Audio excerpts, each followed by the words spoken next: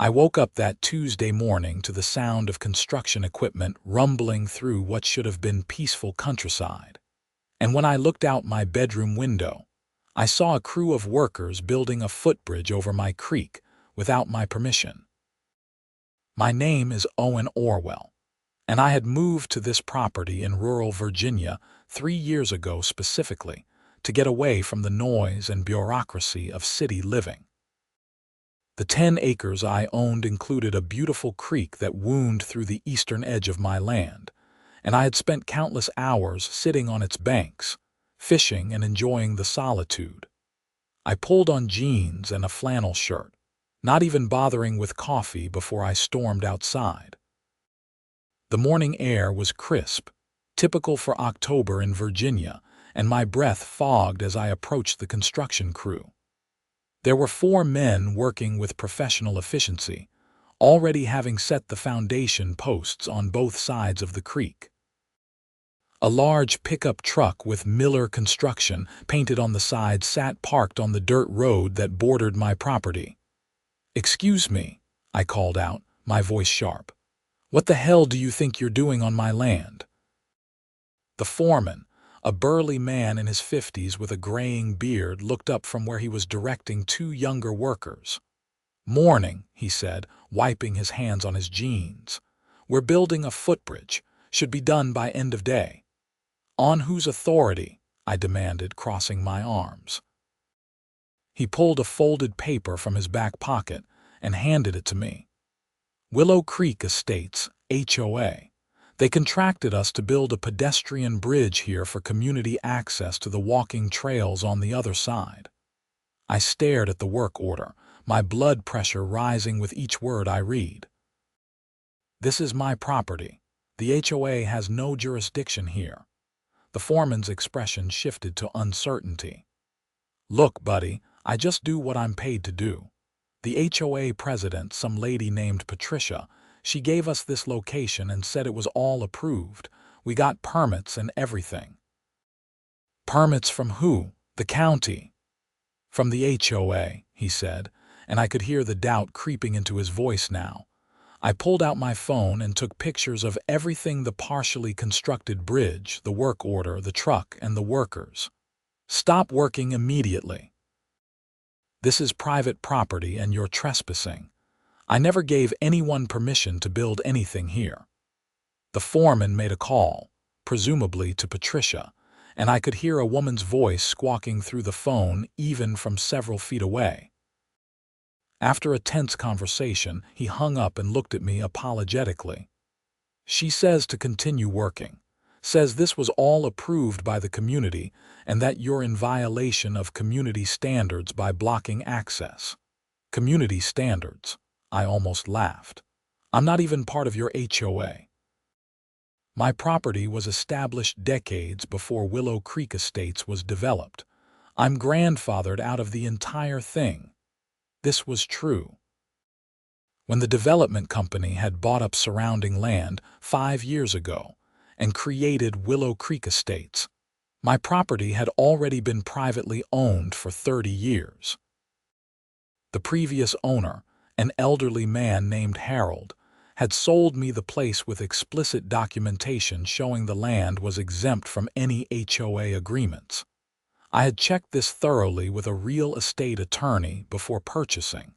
The foreman scratched his beard. "I don't know anything about that. I just know I got a contract to build this bridge." "Then I suggest you call Patricia back and tell her to come out here herself," I said firmly. "Because if you continue building on my land without permission, I'm calling the sheriff." He made another call. This time, the conversation was shorter. When he hung up, he said, "She's on her way."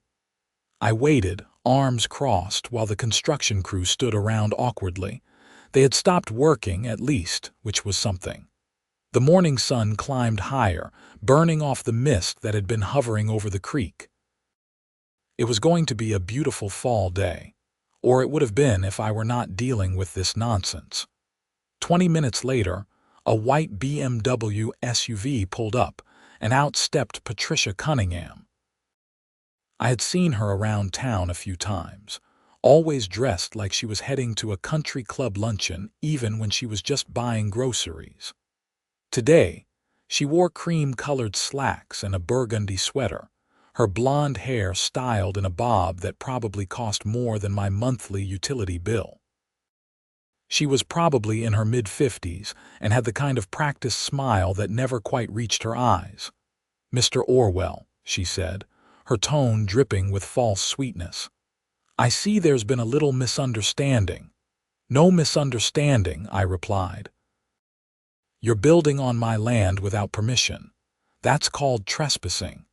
She pulled out her own folder of papers. "Actually, according to our community development plan, this creek runs through designated common area.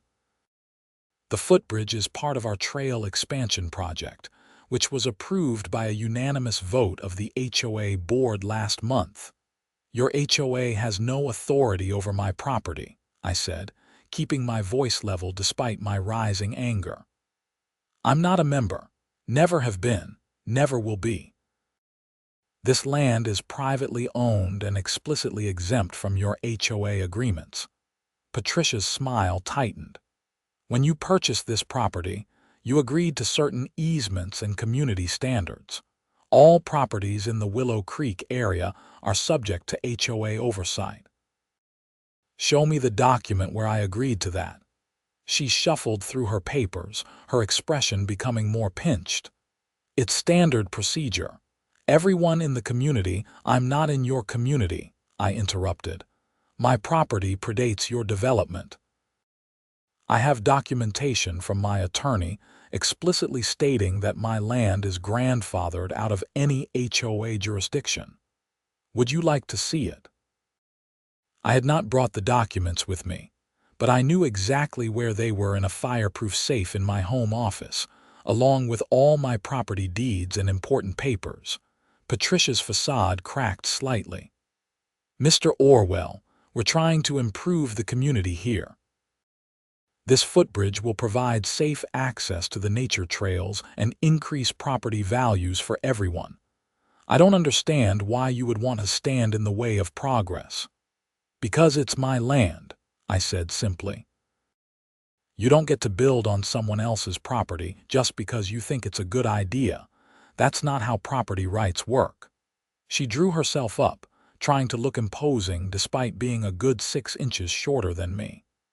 "The HOA has invested significant resources into this project. The bridge is nearly half complete. We've already paid the contractors." "Then you wasted your money," I said. "You should have verified property ownership before you started building. This is basic due diligence." The foreman had been watching this exchange with increasing discomfort. "So, Mrs. Cunningham, should we continue or not?" Patricia glared at me. "Continue," she ordered. "No," I said firmly, looking at the foreman. "If you do, I'm calling the sheriff right now. You're committing trespassing and property damage. I will press charges." The foreman looked between us, clearly wishing he was anywhere else. "I need this sorted out. I'm not getting in the middle of a legal dispute. Pay me for the work done so far and I'm out." Patricia's face flushed red. "You have a contract to build a bridge on property where you allegedly had permission," the foreman said. "If this guy's saying you don't have permission and he's the owner, I'm not risking it. I could lose my contractor's license." He was smarter than Patricia had probably given him credit for. She sputtered for a moment, then turned back to me. "This isn't over, Mr. Orwell. The HOA has legal counsel, and we will pursue all available remedies to ensure this bridge is completed." "You do that," I said. "In the meantime, get off my property." Patricia stormed back to her BMW and peeled out, spraying gravel. The foreman sighed heavily. "Sorry about this, man." She presented everything like it was all legit, showed me survey maps and everything. "Not your fault," I said, my anger deflating now that Patricia was gone. "You were hired to do a job. But yeah, she definitely did not have permission. What do you want us to do with the partial bridge? We've got the foundation posts in and some of the cross beams. I looked at the structure. They had made significant progress in just a few hours. The posts were sunk deep into the ground on both banks, and several heavy wooden beams stretched across the creek, though the walking surface had not been added yet. "Leave it for now," I said. "I need to document everything and talk to my attorney. Just send your bill to Patricia." The crew packed up and left within 30 minutes. I spent the next hour taking detailed photographs and measurements of everything, then headed inside to make some calls. My attorney, a sharp woman named Rebecca Foster, listened to my explanation with increasing disbelief. "They just started building, without even contacting you." "Apparently, Patricia convinced herself that she had the authority," I said. "Do I have legal recourse here?" "Absolutely. This is clear-cut trespassing and property damage. You could sue for damages, get an injunction, and possibly even file criminal charges. But let me make some calls first. I want to pull the HOA's documents and see what kind of crazy justification they think they have." Over the next few days, I watched the partially completed footbridge like a hawk. Patricia had not contacted me, which I found suspicious. Rebecca called me on Friday with news. "Okay, so here's what I found. The HOA documents do claim jurisdiction over all waterways and natural features within the Willow Creek boundaries for the purpose of conservation and community access. But here's where they messed up. They used a map that incorrectly shows your creek as being on HOA common land. Your property survey clearly shows the creek running entirely through your private acreage. So it's a mapping error?" I asked. "More like wishful thinking combined with incompetence. They wanted the bridge to be on common land, so they drew their maps as if it was." I spoke with the county surveyor, and he confirmed that your property lines are exactly where your deed says they are. The HOA has zero claim to any part of your land. "What should I do?" "I'm drafting a cease and desist letter that I'll send certified mail. It'll spell out very clearly that they're trespassing, and that any further construction or presence on your land will result in legal action. I'm also going to recommend you send a letter demanding they remove the partial bridge structure within 30 days, or you'll remove it yourself and bill them for your time." That sounded reasonable. "Do it." The letter was sent Monday.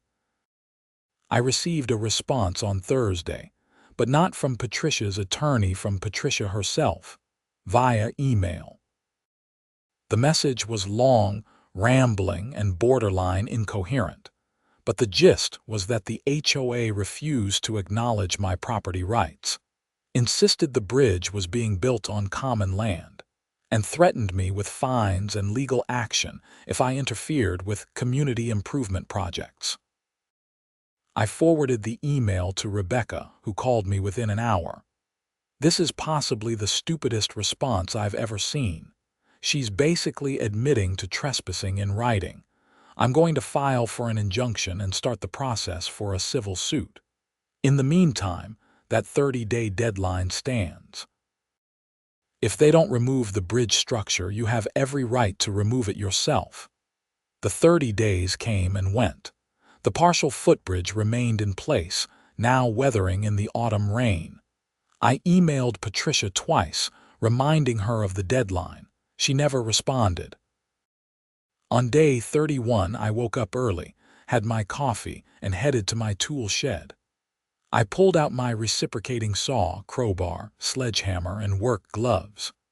The foundation posts were sunk deep, but the cross beams were bolted in place, and those I could definitely handle. It took me most of the morning, but I systematically dismantled every piece of lumber that the construction crew had installed. The posts were treated timber, probably 8x8s, and they were heavy as hell. The cross beams were slightly smaller but still substantial. I worked steadily, cutting bolts where necessary and prying apart the pieces that had been nailed together, By early afternoon, I had a substantial pile of lumber stacked on my side of the creek. Now came the fun part. I loaded the lumber into my pickup truck, making several trips because there was too much to haul in one go. Then, I drove to the Willow Creek Estates Community Center, which was where Patricia kept her HOA office. The building sat on a nicely manicured lawn with ornamental flowers and a decorative fountain. Very fancy. I backed my truck right up to the curb in front of the main entrance and started unloading the lumber onto the perfect green lawn. Stack by stack, I piled every single piece of that bridge right where Patricia and anyone else entering the community center would have to see it. A few residents stopped to stare, but nobody said anything. I worked methodically, making sure the stacks were neat and organized. When I finished, I took photos documenting everything, then drove home. Patricia called me an hour later, her voice shaking with rage. "What do you think you're doing? You dumped construction debris on HOA property." "I returned your bridge materials," I said calmly. "You built on my land without permission, and when given 30 days to remove your structure, you refused. So I removed it for you. You're welcome." "This is vandalism. I'm calling the police." "Please do," I said. "I'd love to explain to the sheriff how you trespassed on my property and built an unauthorized structure. I have all the documentation right here." She hung up on me. I waited, half expecting a police cruiser to show up at my door, but nothing happened that evening. The next morning, Saturday, I discovered why. Patricia had apparently spent Friday night making calls because when I drove into town for groceries, I saw flyers posted at the local cafe and hardware store. The flyers showed a picture of the lumber pile on the community center lawn with text reading, "Hostile neighbor destroys community bridge. Meeting Monday 7 p.m. to discuss legal action." I took a picture of the flyer and sent it to Rebecca with the message, "She's escalating." Rebecca replied, "Let her. She's digging her own grave. Don't engage. Come to my office Monday afternoon. We need to prep for the possibility that she actually files something stupid."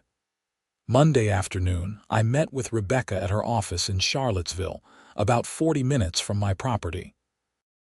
She had gathered a substantial file of documents. "Here's where we stand," she said, spreading papers across her desk. "Your property rights are unquestionable. The county surveyor has provided a written statement confirming your property lines. The HOA's own incorporation documents don't actually give them the authority they claim over private property, only over common areas and properties that are explicitly part of the HOA through deed restrictions. Your property has no such restrictions. So what's Patricia's play here? Honestly, I think she's in too deep to back down. She probably told the HOA board that this bridge project was a done deal, maybe even collected special assessments from homeowners to fund it. Now she can't admit she was wrong without looking incompetent and potentially facing liability for misuse of HOA funds. So she's doubling down. Exactly. She's hoping if she blusters enough, you'll just give in to avoid the hassle. "That's not happening," I said firmly. "I didn't think so." "Here's what I recommend. We file a formal trespassing complaint with the sheriff's office, just to get it on record.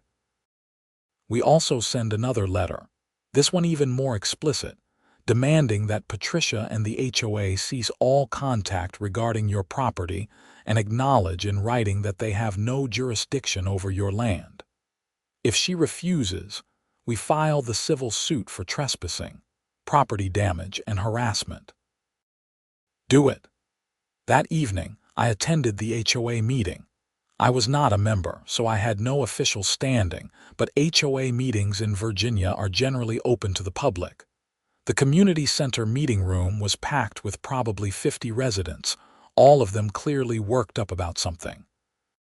Patricia stood at the front, a large presentation board behind her showing pictures of the partially built bridge and, more dramatically, photos of the lumber pile on the lawn. When I walked in, conversation stopped. Patricia's eyes narrowed. "Mr. Orwell, how nice of you to join us." "I thought I should hear what you're saying about me," I said, taking a seat in the back row. She smiled that fake smile again. "Well, since you're here, perhaps you'd like to explain to your neighbors why you destroyed community property and dumped construction waste on HOA land." "Happy to," I said, standing up. "That bridge was being built entirely on my private property without my permission or knowledge. I am not a member of this HOA. My land is not subject to HOA jurisdiction. It was purchased decades before Willow Creek Estates existed and is explicitly grandfathered out of any HOA agreements. When Patricia's construction crew started building without authorization, I ordered them to stop. When given 30 days to remove the structure from my land, the HOA refused.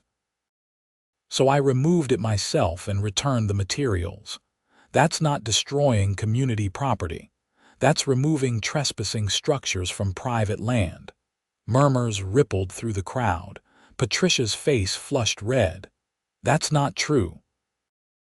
The bridge was being built on common land, on a creek that runs through HOA property." "No," I said firmly.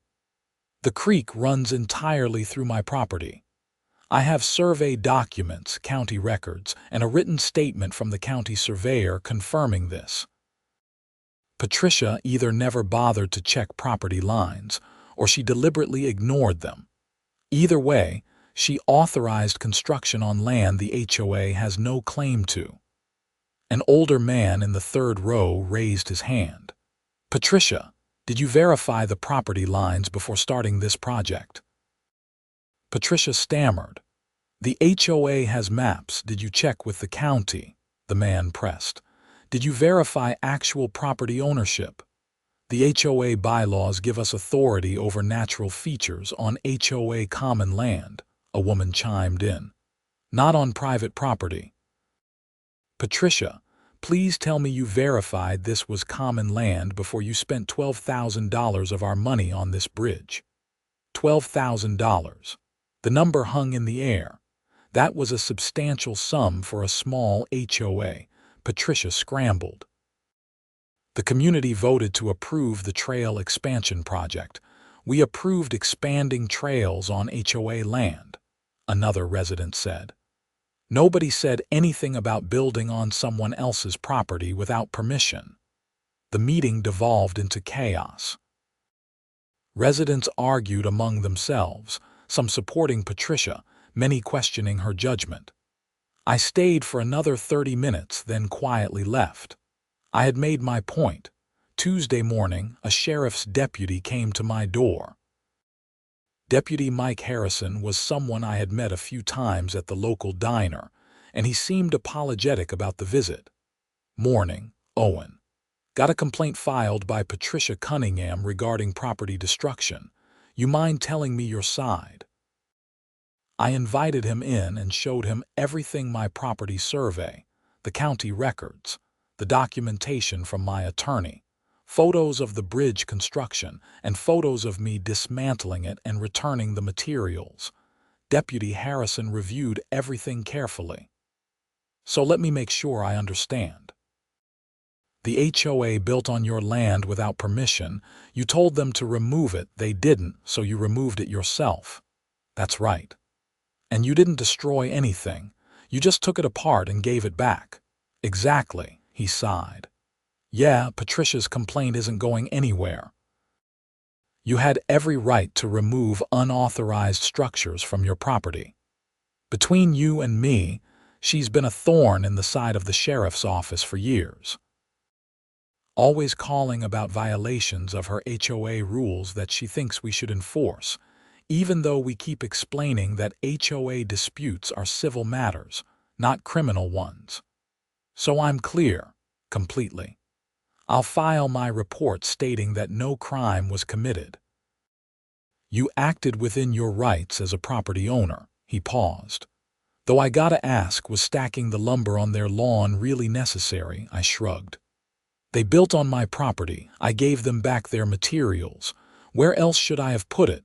Deputy Harrison actually laughed. Fair enough. Look, I'd recommend keeping everything documented. If Patricia keeps harassing you, you might need a restraining order or something. But from a criminal standpoint, you're in the clear. After he left, I felt vindicated but not particularly victorious. I had never wanted any of this.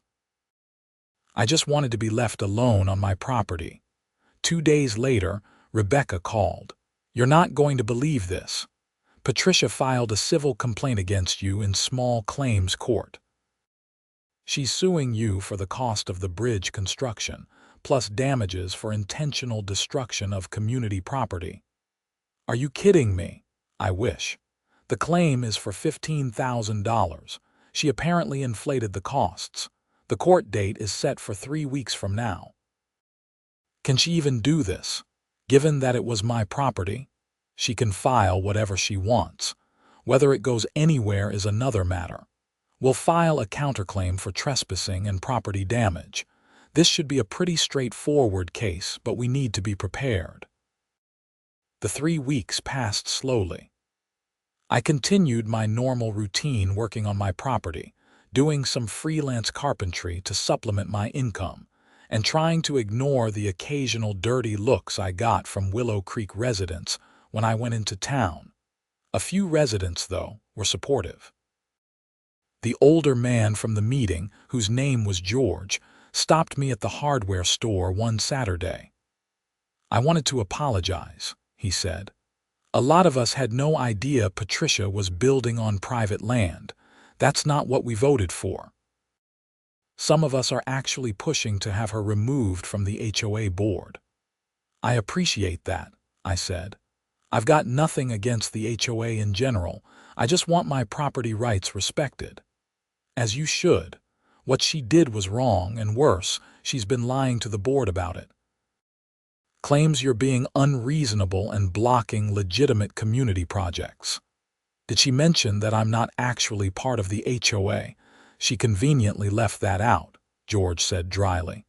That came out after your little speech at the meeting. Caused quite a stir. Several of us requested to see all the documentation about the bridge project, and Patricia's been stonewalling. Won't provide receipts, won't show the survey maps she claimed to have, nothing. Sounds like you might have bigger problems than just my situation. We're starting to think so. There's going to be a special meeting next month to review Patricia's management of HOA funds. Between you and me, I think we're going to find some irregularities. The court date arrived. Small Claims Court in rural Virginia is held in the county courthouse, a historic building that has seen probably every type of dispute imaginable. I met Rebecca outside at 8:30 in the morning. Patricia was already there with her husband, a quiet man named Richard who always looked vaguely uncomfortable in his wife's presence. We were called before Judge Martinez at 9:15. The judge, a no-nonsense woman in her 60s, reviewed the paperwork with the expression of someone who had seen too many petty disputes. Mrs. Cunningham, she said, you're suing Mr. Orwell for destruction of property, specifically a footbridge built by the Willow Creek Estates HOA. Yes, Your Honor, Patricia said, standing up. Mr. Orwell deliberately destroyed a community improvement project and dumped the debris on HOA property.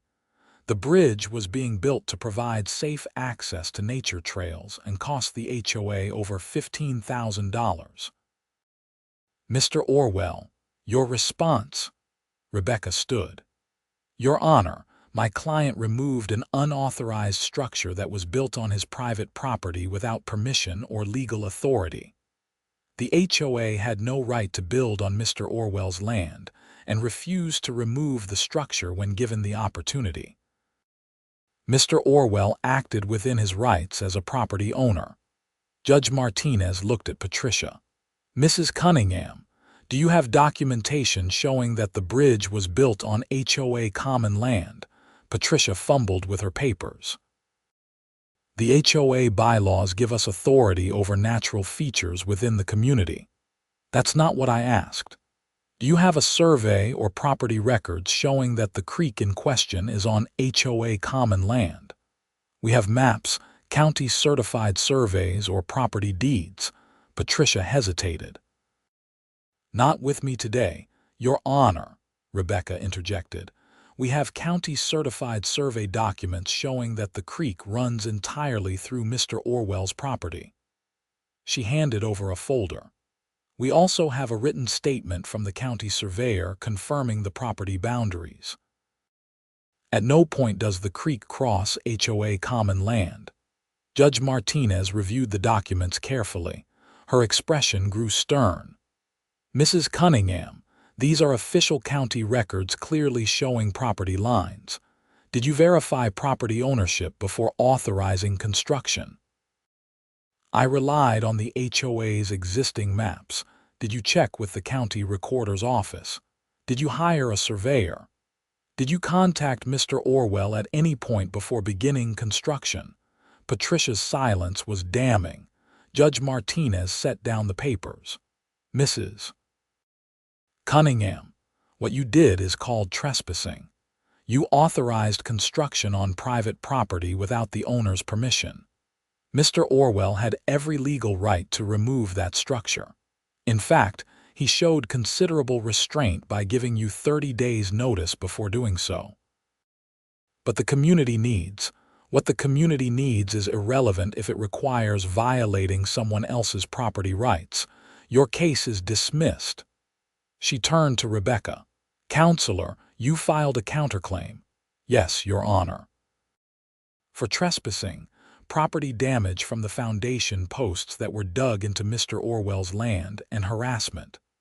Mr. Orwell, what damages are you seeking? I stood.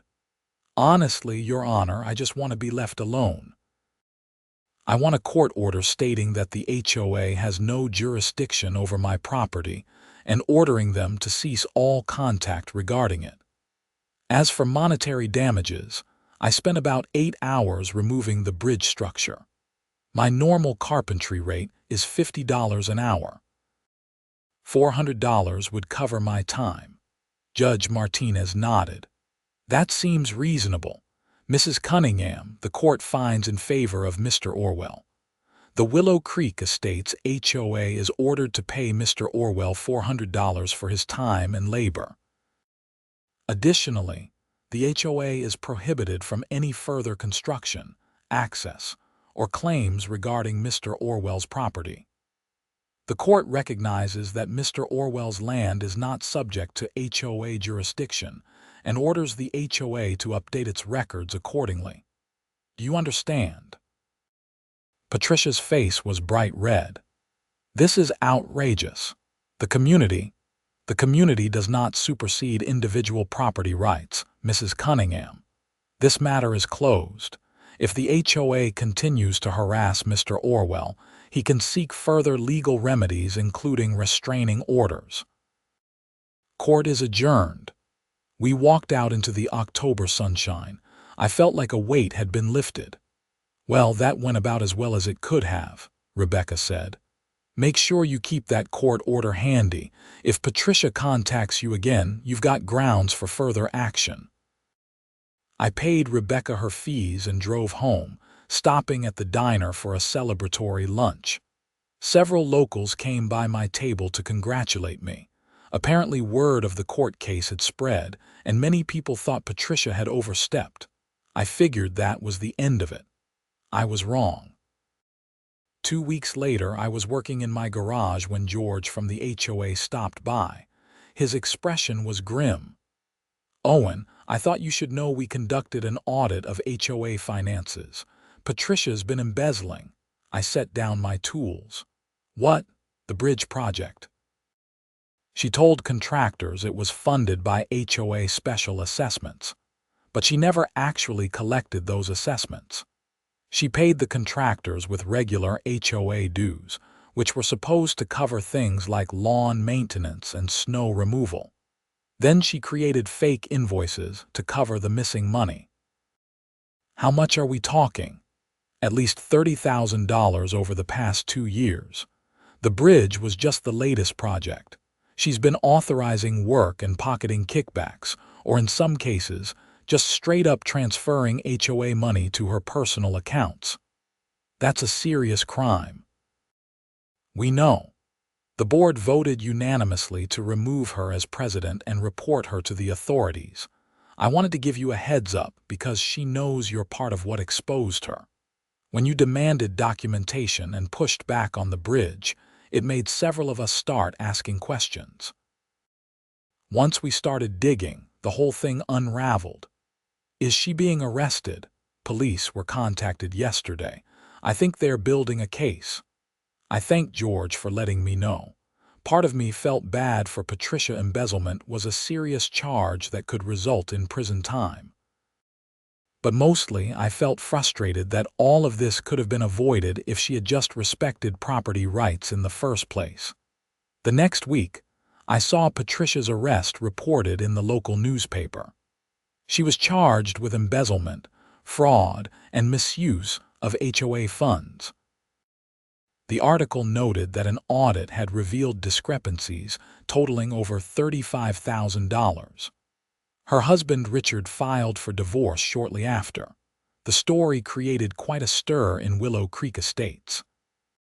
Several residents apologized to me, explaining they had been told I was an unreasonable outsider blocking legitimate community improvements.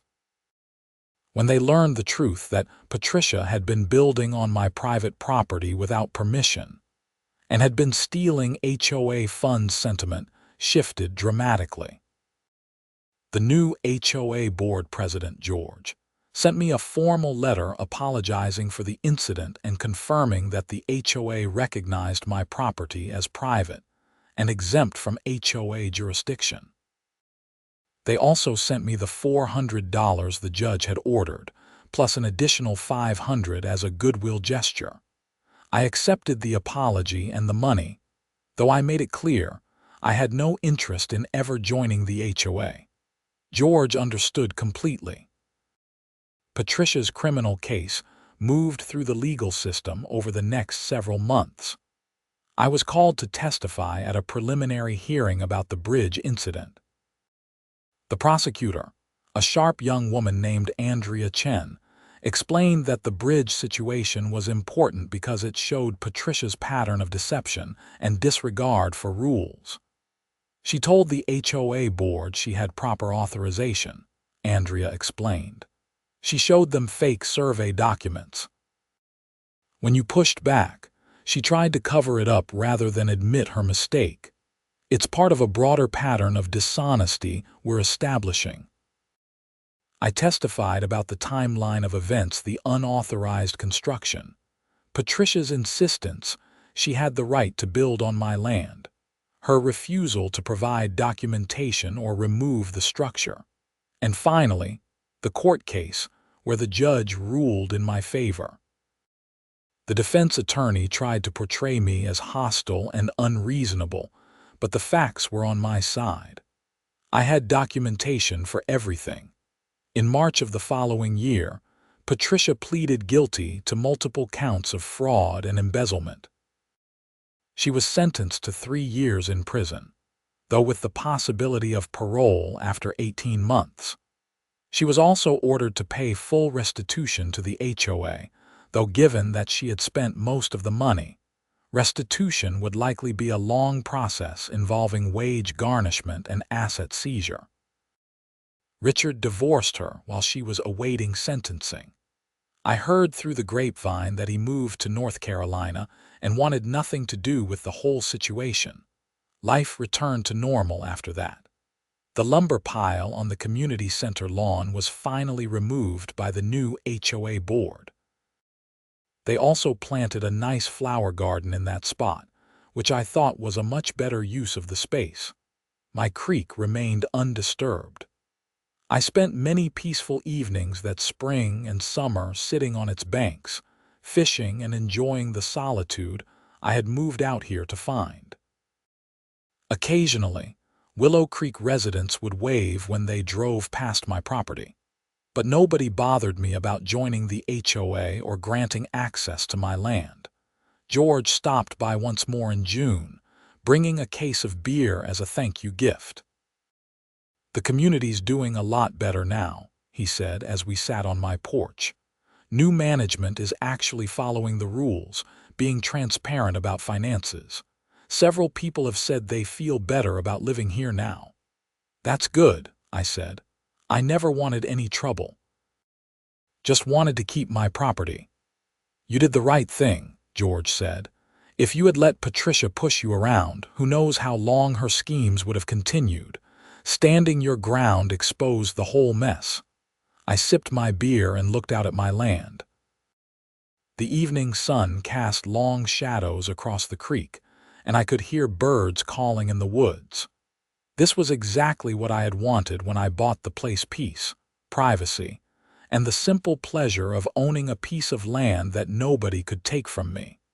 The case became something of a local legend. The story of the guy who stacked bridge lumber on the HOA lawn made the rounds at barbecues and dinner parties. Some people thought I was a hero for standing up to HOA overreach. Others thought I should have been more diplomatic. But everyone agreed that Patricia had gotten what she deserved. A year after the initial bridge incident, I was contacted by a regional newspaper reporter who wanted to write a feature about HOA disputes and property rights. I agreed to an interview, though I kept it focused on the principle rather than personal grievances. "The issue isn't really about HOAs," I explained to the reporter, a young guy named James. "It's about respecting property rights and following due process. If Patricia had come to me before starting construction and asked for permission to build a bridge, we could have had a conversation. Maybe we would have worked something out, maybe not. But she never gave me that chance. She just assumed she had the authority and started building." "You think HOAs have too much power?" James asked. "Some do," I said, "but the problem isn't the concept of HOAs. It's when people in charge start thinking the rules don't apply to them." Patricia thought that because she was HOA president, she could do whatever she wanted. She forgot that property rights supersede HOA bylaws.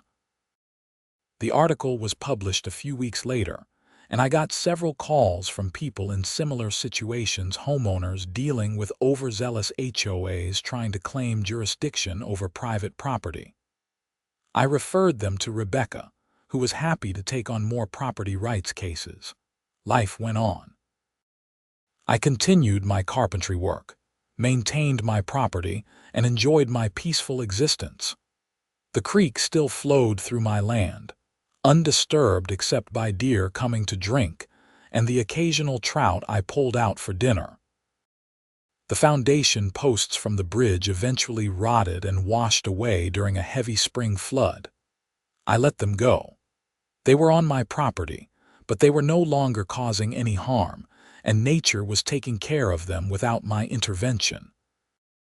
2 years after the initial incident, I received a letter from the Virginia Department of Conservation asking if I would be interested in placing my creek under a conservation easement.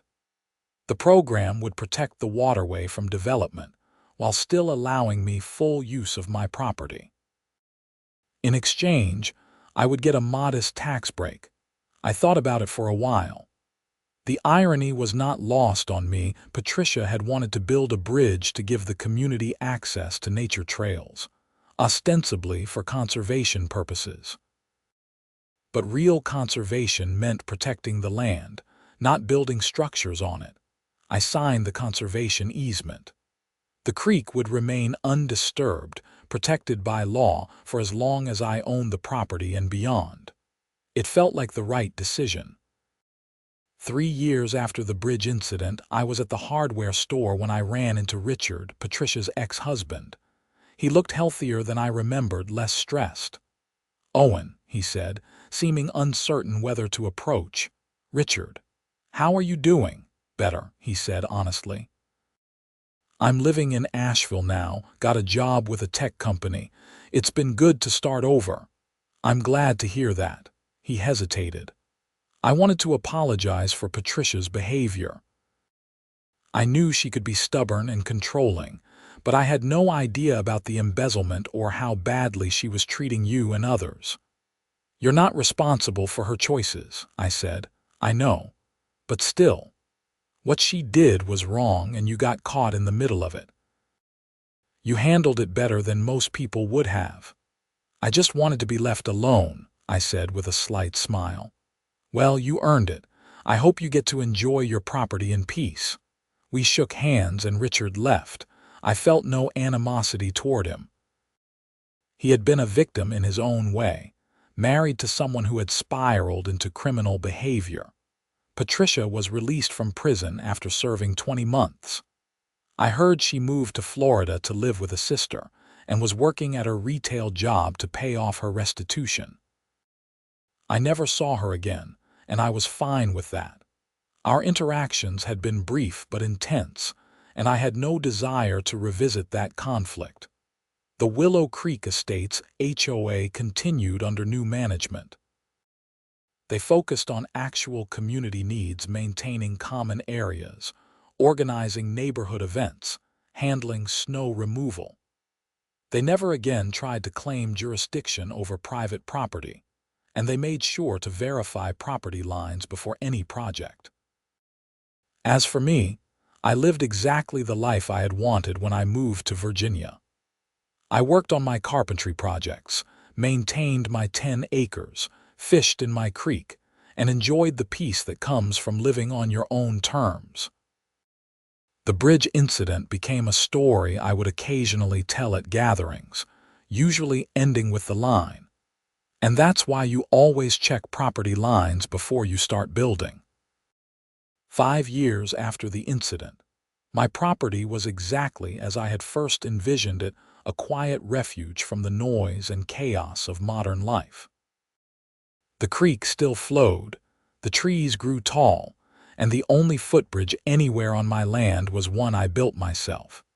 A simple wooden structure spanning a narrow section of the creek near my house. It was just wide enough for me to cross comfortably, and it led nowhere in particular, just to a spot on the other bank where I liked to sit and watch the sunset. That bridge had no fancy railings or engineered supports. It was built from reclaimed lumber, held together with basic joinery techniques I had learned years ago. But it was mine, built on my land, with nobody's permission needed but my own, and that made all the difference. The legal battle, the court case, the drama with Patricia, all of it had reinforced a simple truth that I carried with me every day. Your property rights are fundamental. They protect your ability to live free from interference, to make decisions about your own land, and to be secure in the knowledge that nobody can take that from you without due process. I never regretted removing that unauthorized bridge. I never regretted stacking the lumber on the HOA lawn. And I never regretted standing my ground against Patricia's bullying and overreach. Because at the end of the day, it was not about being difficult or uncooperative. It was about principle. Property rights matter. Boundaries matter. And when someone crosses those boundaries without permission, you have every right to defend them. I learned that lesson well, and I never forgot it. The creek continued to flow through my land, season after season, undisturbed and protected. Sometimes neighbors from Willow Creek would ask if they could fish there, and if I knew them and they asked politely, I would usually say yes. But it was always my choice, on my terms, because it was my land. That was how it should be. That was how it always had been. And that was how it would remain, for as long as I lived there. The story of the Footbridge became something of a teaching moment in local property law circles. Rebecca used it as a case study when teaching seminars about property rights and HOA limitations. The judge's ruling became cited in several other cases, where HOAs had overstepped their authority. But for me, it was never about setting precedent or making a point to the world. It was simply about protecting what was mine and refusing to be pushed around by someone who thought their position gave them unlimited authority. In the end, justice was served. Patricia faced consequences for her crimes. The HOA learned to respect property boundaries. And I got to live in peace on my land, exactly as I had always wanted. The Footbridge incident was over, resolved completely, and life moved forward. My creek remained mine, my land remained protected, and the only structures built on my property were ones I chose to build myself. That was all I had ever asked for. And now, finally, that was exactly what I had.